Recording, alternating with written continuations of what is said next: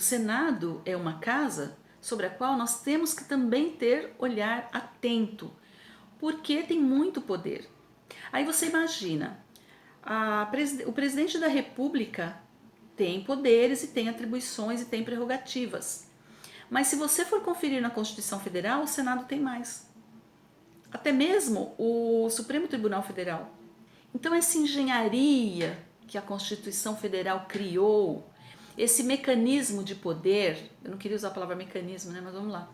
Esse mecanismo de poder para dizer que isso tudo é necessário para sustentar a democracia, não está sendo suficiente, não está nos atendendo. Porque isso seria muito legal, essa forma de equilíbrio, né?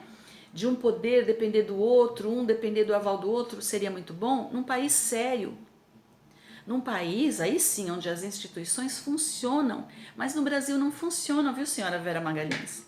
Mas não funcionam mesmo. Aliás, funcionam para os vermelhos, para os criminosos. Funciona que é uma beleza.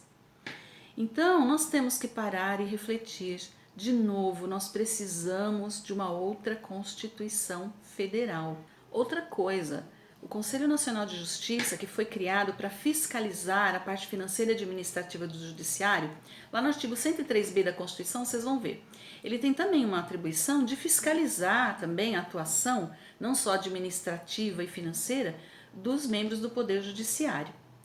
Esse artigo 103b, ele diz que o Conselho Nacional de Justiça tem que atender ao artigo 37 da Constituição Federal. Eu vou ler o artigo 37.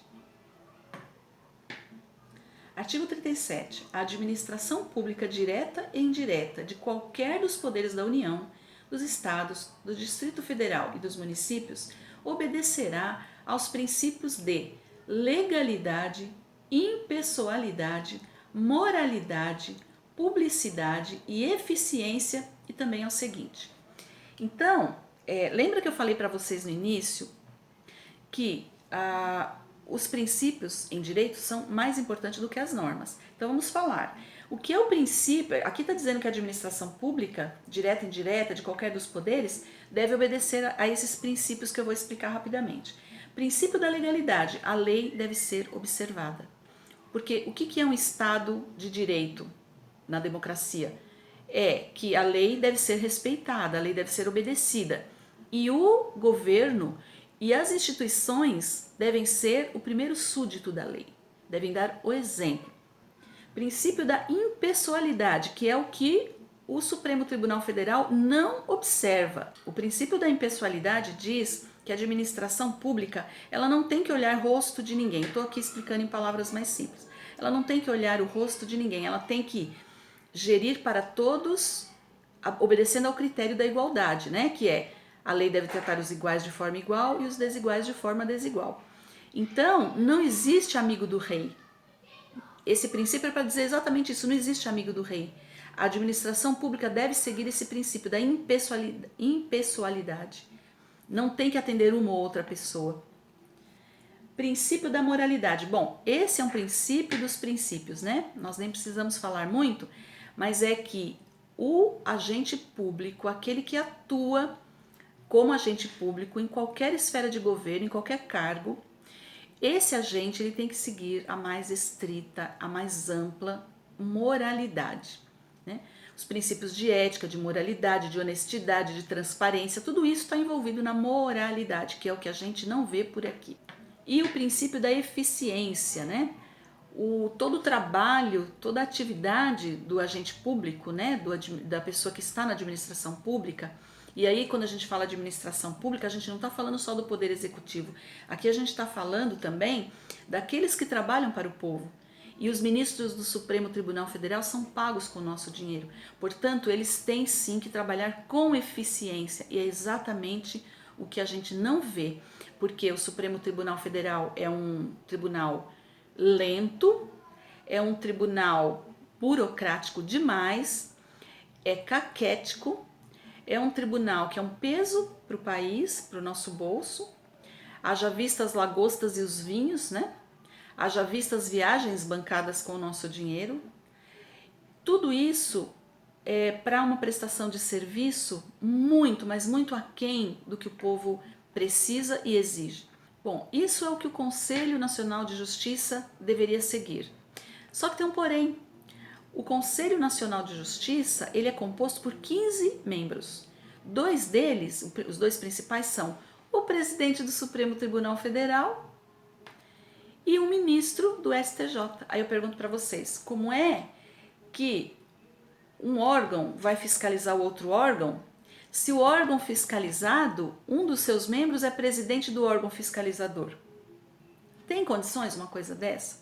Essa Constituição é séria. Por exemplo, esse critério do presidente da República escolher o ministro do Supremo.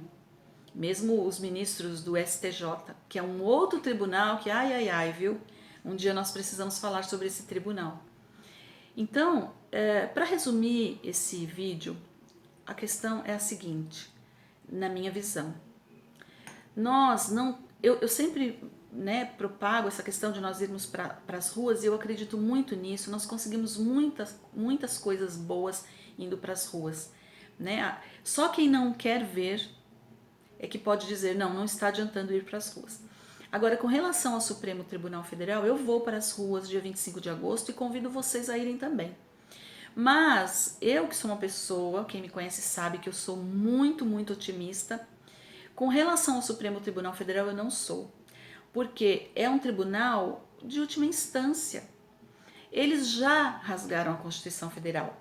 Eles rasgaram, sapatearam em cima dela, eles não estão nem aí com você, comigo, eles estão rindo.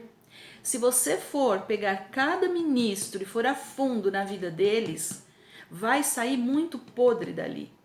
Pega o Gilmar Mendes.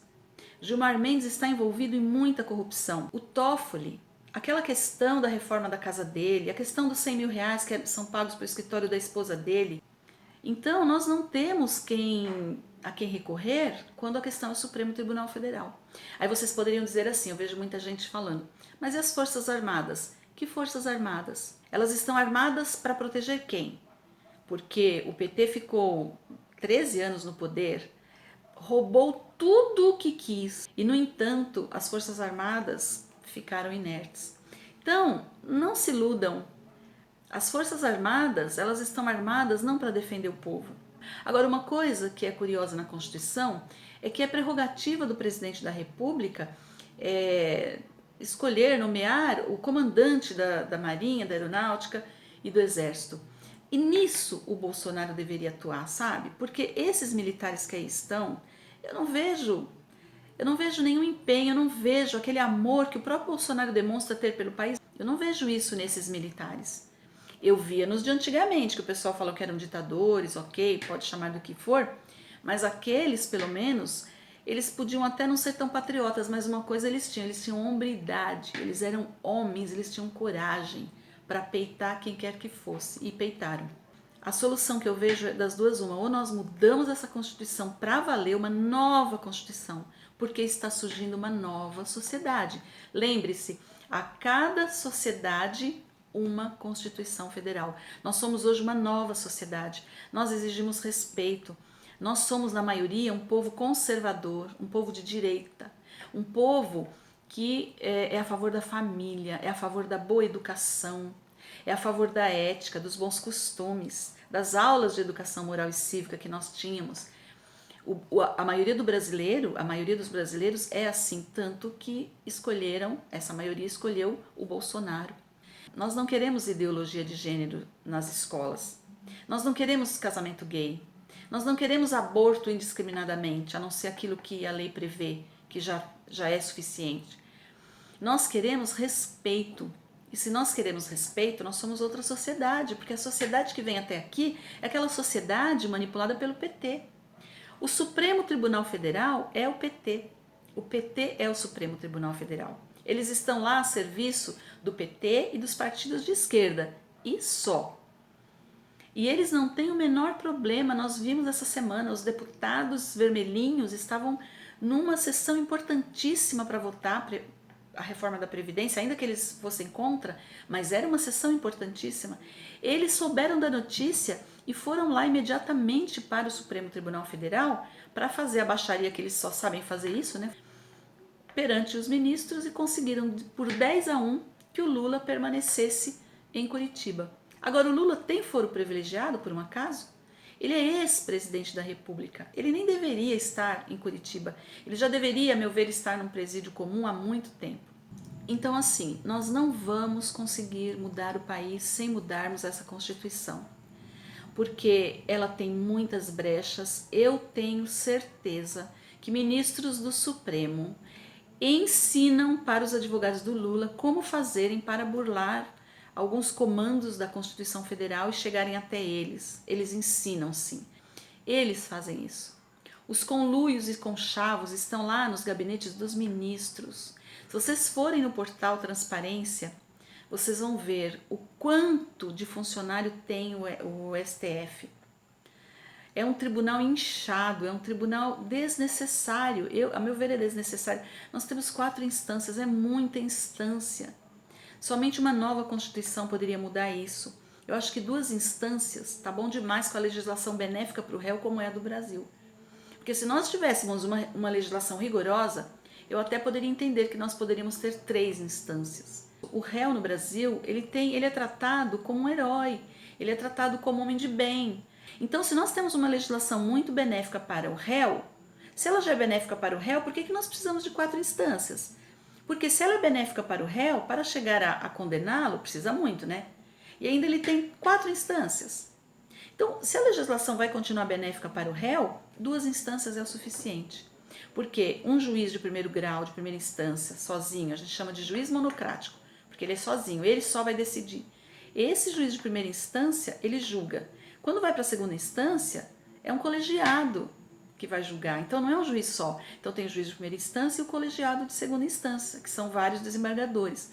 Está ótimo, está bom demais. Para que 4 instâncias? Agora imagina o STJ, 33 ministros. Para que tanto ministro?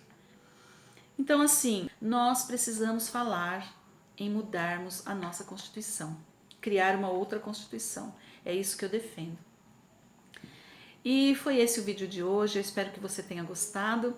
Se você gostou, dê o seu like. Se você não gostou, dê o seu dislike, comente, compartilhe, se inscreva no meu canal, porque eu preciso de vocês, principalmente nesse começo, né? Então, para você que me assistiu até aqui, muito obrigada por essa moral que você está me dando, por a honra da sua companhia. Fique comigo e até o próximo vídeo.